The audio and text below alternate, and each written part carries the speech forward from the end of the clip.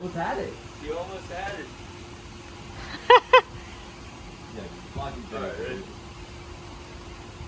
Yeah. Let's go. First try. Feel a good vibe coming my way. Taking my time, doing my way. Feel a good vibe coming my way. Feel a good vibe coming my way. Taking my time, doing my way. Feel a good vibe coming my way. Feel the good vibe coming my way. Taking my time, doing my way. Feel the good vibe coming my way. Feel the good vibe coming my way. Taking my time, doing my way. Feel the good vibe coming my way. Starting over all alone and it's a vibe, yeah. I always know the right place, right time, yeah. Hello, this is David Shen, your host at Winning Lifestyle Podcast. Today, I have my second guest, Ryan Sherriff. He's an MLB player, ex-MLB player who played in the World Series. So, Ryan, do you want to introduce yourself? Hello, everyone. My name is Ryan Sherriff. Played professional baseball for 13 years. Parts of 7 of those were in the major leagues. Had some pretty cool accomplishments, and now just chilling and training athletes. That's awesome, man. So, what is life like after baseball, by the way? Life after baseball was a weird transition, right? Because you're doing something that you've always done for your whole entire life. And Mhm. after doing something over a decade and transitioning to real life, it's like, okay, what do I do from here? Because you don't have a job. You've never had a job before, right? Mm. Or in my instance, I've never had a job. So what is the real world like?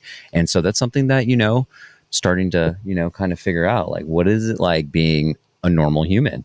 Yeah. And you've been retired 1 year now? Yeah, just 1 year. Oh, that's dope. And seems like you got a lot of accomplishments. Like you've done some like real estate too. Yeah, so I was able to, with all of my earnings from baseball, I didn't want to be one of those broke athletes. You know how everyone talks about, like, yo, I got like these broke athletes, right? Yeah. I'm just gonna be like, yo, that's not going to be me. I'm not going to do that. So everything I got was either going into the stock market, crypto, and real estate. That's dope, man. And a little bit more about baseball. So what's your favorite stadium to play in? Ooh, favorite stadium.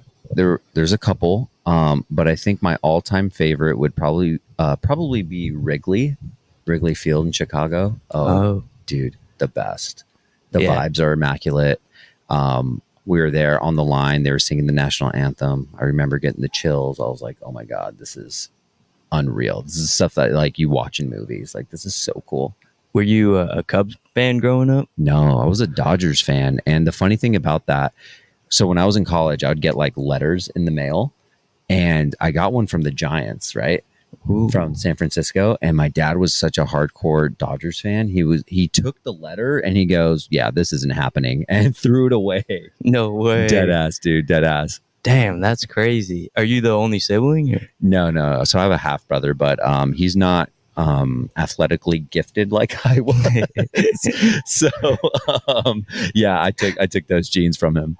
Damn, that's awesome though. And you had like a couple teams that you played for, right? Yeah, so I started my career with the St. Louis Cardinals. I was with them for 8 years. 7 of those were in the minor leagues, or like 6.5 of those. And then after that, I ended up signing a deal with the Tampa Bay Rays. It was a 2-year deal, ended up being with them for 3 years, which was amazing. Also, my favorite organization. They are phenomenal. After that, I went to the Phillies. And then after, I was hurt the whole year. And then after the Phillies, I ended up pitching in the big leagues last year with the Boston Red Sox, which was a nice time playing at Fenway. And then after that, I elected free agency and signed with the Dodgers for 2 weeks and blew out my arm again. And I was like, yeah, I think I'm done. I'm 34. I'm out of here. Oh, damn. But at least you got to play for the Dodgers, though. Yeah, for 2 weeks. It was short lived. And, like, it's kind of funny because it's like a full circle, right? Like, my career is going to end as a Dodger, and I started out being from LA, living in LA, and a Dodger fan. But unfortunately, I couldn't pitch in the big leagues with them. But, it is what it is. Yeah. That's awesome though. And what is your favorite moment in the MLB? Ooh, my favorite moment in the MLB. Some would say would be their major league debut. Okay.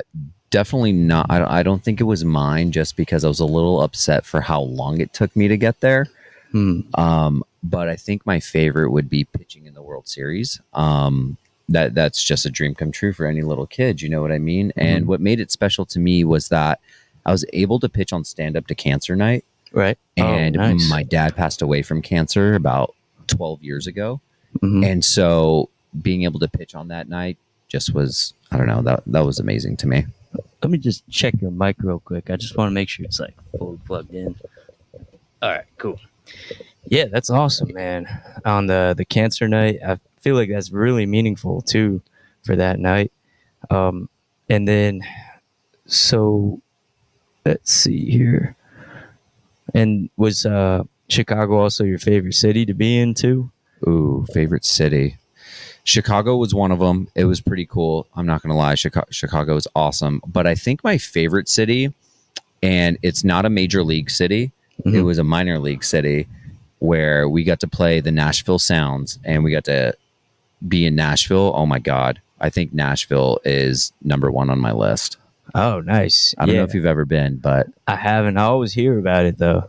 oh yeah, it's NASHvegas, dude. You got to go check NASHvegas. that out. It's awesome. Do you like country music too? I'm going to be honest. I hate country music. Really? Yeah, being from LA, you don't really get country music. You know what I mean? It's Yeah. all like hip hop and EDM and all that house music stuff. Like that's what we get after. So Yeah, I mean, growing up, I never really liked country either, but a lot of my patients, because I'm a physical therapist, yeah, they kind of put me on country, and maybe I could put you on some country later. dude, I don't think I could do it, man. To No? me, it's just like it's a little bit of farm emo. You know what I mean? I like Yeah. things that like kind of make me feel happy, and it just doesn't do it for me. Yeah, I feel that too. So then with the baseball, how fast was your fastest pitch? Oh, my fastest pitch. So I have a picture of it on my phone. 95 miles an hour. I think it was like 95.6 was my fastest pitch. I was feeling really good that year. And yeah, after that, like I felt good, thought I could repeat it the next following year, and definitely couldn't do that. I dropped a lot of velocity, and I was like, oh, well, that's my career. So here we go. And that was before Tommy John? All of this is actually after Tommy John. I had Tommy John in 2018. I remember you checking out my elbow right at the beach. And I was like, is it still intact? I had Tommy John in 2018 with the Cardinals. And yeah, that was just a brutal process, man. Yeah, I remember that when I checked out your elbow. And I got to say, Ryan is like the humblest guy, because we're just playing volleyball. And he didn't even say that he played baseball. He was saying how like he's been around playing in different cities or working in different cities. And then only like an hour in, you were saying you're playing baseball. So that's incredible. Oh, I appreciate it, man. Yeah, it was a grind, dude. I'm not going to lie. It was a grind. So, but I'm fortunate that I was able to achieve something that not many people have achieved in their life. Yeah, that is awesome. And now you're able to help other people achieve that too. Yeah. So I own the Backyard Baseball, where I'm helping athletes, you know, anywhere from pro, college, high school, and I have a couple young ones as well, trying to help them achieve their dream as well. So I teach them how to throw. We'll go through some mechanic stuff, and they're looking great right now. I love it. And the Instagram to that is at the Backyard Baseball. So it's awesome. Yeah, I'm going to definitely put that in the bio too. How many clients do you have currently? Oh man, I probably have upwards of like 30 maybe. Oh shoot. Yeah, some weeks get pretty hectic. I remember 2 weeks ago I had 24 clients in 1 week. So the word's getting out there pretty nicely, which is awesome. I'm not even a year in business yet. Damn. And then do you have people that help you, like other trainers that help with the kids, like get their velocity up and stuff like that? I do this all myself, man. Damn. I mean, from over the years, you know, being in rehab and PT, like, you know how it is for us athletes, we're super aware of our body. Right. And so being able to try and direct that towards the young guys and just be like, okay, this is what you got to do. This is how, not necessarily how I did it, but this is the information. Like you do what you want with it, basically. I like that. And is there any major keys that you could tell us that can get your velocity up when you're pitching? Oh man, everybody's different, and like this, everyone's anatomy is different, Yeah. and so it's like the biggest thing that you could honestly teach is just like sequencing in a way from my point of view. So it's like hips, torso, arm. Like that's the basic number one rule for me right now. Okay. Yeah, I guess that's the same with hitting too, right? Like you got to do hips, torso, and arms like that. Exactly. That separation. You get the power from the ground up. You know how it is. Yes, sir. Yes, sir. Yeah, maybe we can collab on something too. Like I like to do like functional movement screens for patients, people that I don't even get paid for. Like, Yeah. I just love what I do. So then, sometimes I would go to like football practices, like preseason, just to see like functional movements, what could injure an athlete. And, during the preseason, you got a little bit more leeway to change things. Mm-hmm. And then in season, like, because I worked with the St. Joe's as a volunteer in university with like their baseball team and basketball team. And the thing is, like, sometimes coaches wouldn't want to change anything mid-season. Yeah. So then in the off-season, maybe I can offer some expertise too. Yeah, no, always, dude. That would be amazing. Get my athletes a little FMS screening. You know what I mean? Yes, sir. I would love that, the man. FMS. And then it's just crazy to me how like coaches don't want to change in season, but doesn't your body change in season? So where it's like you need to adapt. Yeah, actually, that's a very true point. Like even within a single game, sometimes they might like switch a pitcher out, and then it might not be something like significant, but just for that moment, Yeah. there needs to be certain changes. Even in like other sports, like basketball, something's not working. You might need to change it. So that's a very good point. Oh, thank you. Yes, sir. Appreciate Yes, it. I know sir. my stuff a little bit. I've been around the block. So then I was going to say, and I had mentioned this earlier, I was going to say, I wanted to test your ability, like your accuracy to like knock something off my head. But Yeah. after you saying 95 miles per hour, I don't know about that. I mean, do you want to try? We could try it. I mean, if it's coming at your face, just catch it. I'm not going to throw it my hardest, but if I might be able to knock something off your head. All right. Yeah, let's try it out. Dude, I'm so scared for your head. It's okay. Oh, Let's do man. it. Let's do it. Okay. Yeah, all right. Let's do it then. All right. Give me 1 second. Did you catch it? Yeah. Should I back up? Yeah, sure. Let me get a couple warm-ups here. All right. I was almost in. At least I didn't get pegged. Almost had it. You almost had it. Yeah, block it All right, ready? Yeah. Let's go. First try. All right, so we're back. I hope you guys saw that he knocked that cup right off of my head with not even a baseball. It was a football, like a foam football. Luckily, it wasn't a real baseball. So then on to the next thing. I wanted to ask you, so in addition to footballs, are you good at throwing like other objects and being accurate, hitting targets and such? Being an athlete, I feel like if we just get enough repetitions, Yeah. it's just going to come like pretty natural for us. Yeah. We have that drive to where it's like, if we try something and we're not good at it, we want to be good at everything. Yeah. And that's specifically for me. So Yeah. that's how I work. Wow. Okay. Yeah, I remember when we were playing basketball on the beach, because like you were hitting like a really small hoop, kind of like that one right over there, and it was like from so far away, and I was like, dude, there's no way this guy just plays volleyball. I try to be an athlete, man, but I suck at volleyball. Like I've only played like probably like 5 games in my life, and I've gotten better really quickly. But volleyball is on another level, my dude. Yeah, volleyball is so much fun, even to just watch too, like at SmackFest. Oh yeah. Yeah. So then, like hitting other objects, and we could edit this out, like when Randy Jackson accidentally hit that bird mid-flight, and it doesn't have to be a bird. Do you think you could hit like an object mid-flight, like not even a living animal, but like Yeah. So Randy Jackson is the American Idol judge. Randy Johnson. Randy Johnson, right, is the pitcher, and I don't know if Randy Jackson could hit something mid-flight, but definitely Randy Johnson can. Right. I don't know if I can do that. I think that Uh-huh. was just like an anomaly, dude. Like that was just like that's never going to happen again, ever. Yeah. And if it does, wow, Damn. I thought there was like a couple. It was just Randy Johnson. just that hit Randy him. Johnson, Okay. Thank God for birds out there too. right? Yeah. Poor little birdie. So then this might be a little off topic, but there's this guy on YouTube. His name's Insane Shane. He can catch marshmallows from his mouth from like 70 yards away, right? So a lot of people in their comments say it's all up to the person who's throwing the ball or throwing the marshmallow. Do you think you can help me accomplish that? Like, if you could throw it into my mouth from like 70 yards, I'll claim that. 70 yards? Yeah, it's Like insane. that's almost a football field. Yeah. First off, how does a marshmallow go 70 yards? That's what I'm saying. I think that guy, he might have played baseball or like through like a quarterback, but it would go 70 yards. Like he would record it all live and How- then catch it like that. I'm just trying to physically put the logistics behind it on how a marshmallow can go 70 yards. I mean, I'm down to try it. Yeah. I'm always down to do anything twice. Yeah. So 70 yards for a marshmallow, that's insane to me, but like I'm in. Yeah. Okay. Let's Yeah. get it. That might be that might have to be on our part 2 of this podcast then.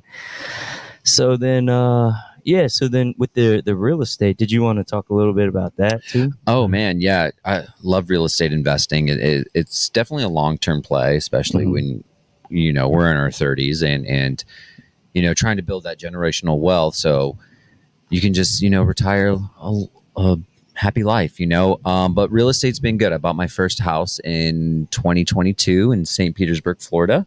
I have 2 people renting that out at the moment. And then just from my income from baseball, I ended up buying more. Bought another one in Tampa. I just bought another one last year in Ybor that just got redone. That just got rented out.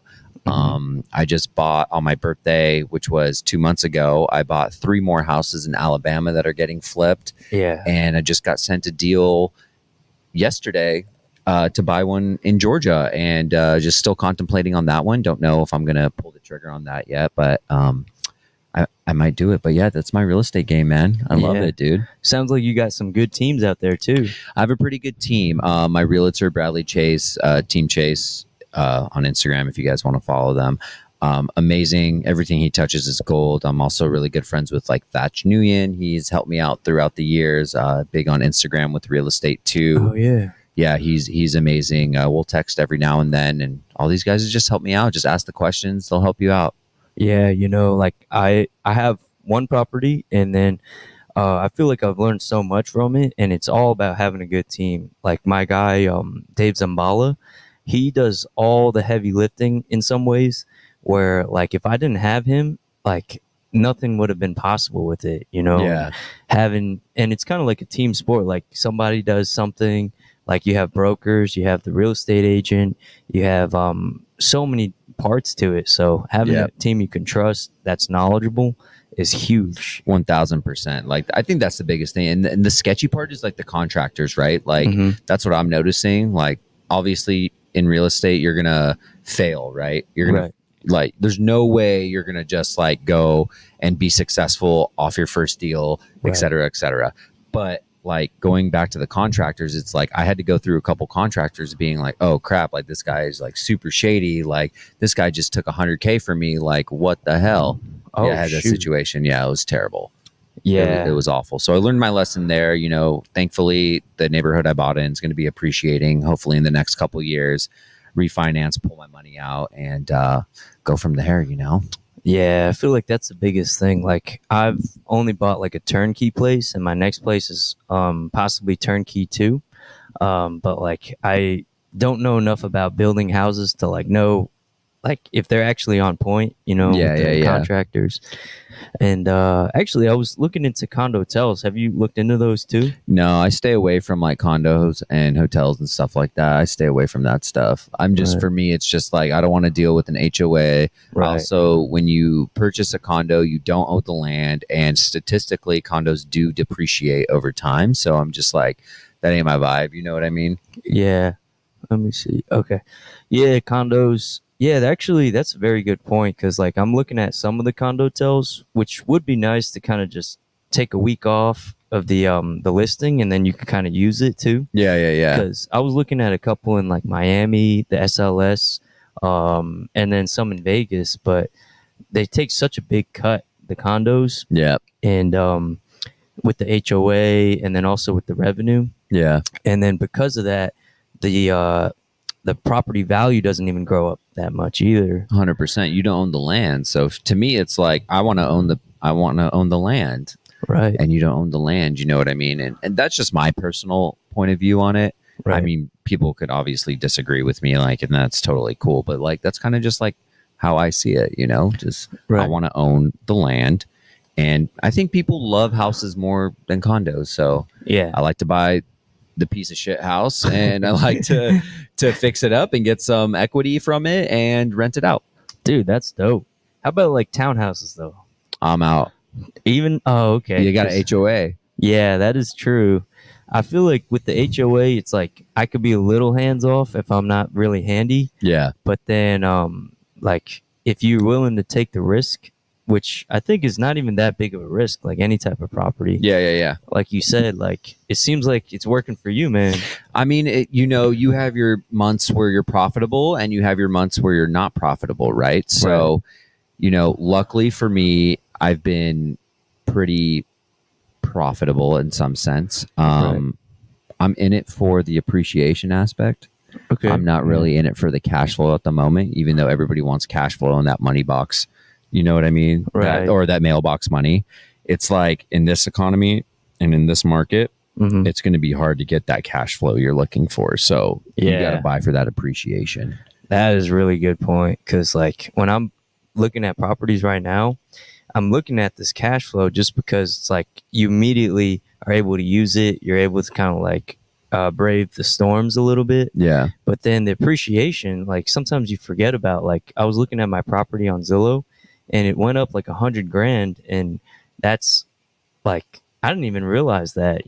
Over 3 years. That outgrew any cash flow you probably have made within For that 3 sure. years. Oh yeah, for sure. You know what I Yeah. mean? So it's just like cash flow is great. It's like a bonus, Mhm. but as long as my mortgage is paid for, Yeah. I don't care. Yeah. I don't care. Like, what Mhm. is $300 to $500 going to do for me? Because you're not going to get $1,000 a month in this market. Yeah. I mean, maybe if you go to like a Section 8 property in the Midwest, Right. but I'm not going to fly out there. You know what I Yeah, mean? So yeah. it's like, Huh. what is $300, $500, $600 going to do for you? Yeah, that's true. And speaking of Section 8, have you like thought of Section 8s? Yeah. So I almost bought I think it was an 8-unit in St. Petersburg last year, Section 8 housing. And I almost dabbled into that. Right. And something in me, I just couldn't pull the trigger, man. Yeah. I was just like, I'm out on it. So Yeah. I didn't do it. But I have thought about going Section 8. Mm-hmm. Yeah, because like I don't know about you, but I'm kind of like a numbers guy. So then, like what you were saying with the appreciation, sometimes I like to sit down for like an hour, just try to map out as much as I can. But with Section 8, it's such a big risk. It's things beyond just the numbers, Yeah. and who knows, that 8 unit could have done well, but then the things that you did buy did go well. Yeah. So I guess like why try something new when everything that's working is working, Yeah, that's the biggest thing. I just, again, like the biggest thing is, I got to look at everything being a different type of entity, Mhm. if that makes sense. So like, I just got to make sure that every single family home is its own business.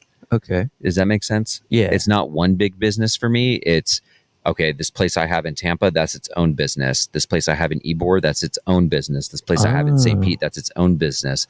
Is this Okay. business profitable? Is this business profitable? Is that business profitable? Yeah. And if it's not, what can I do to make it profitable?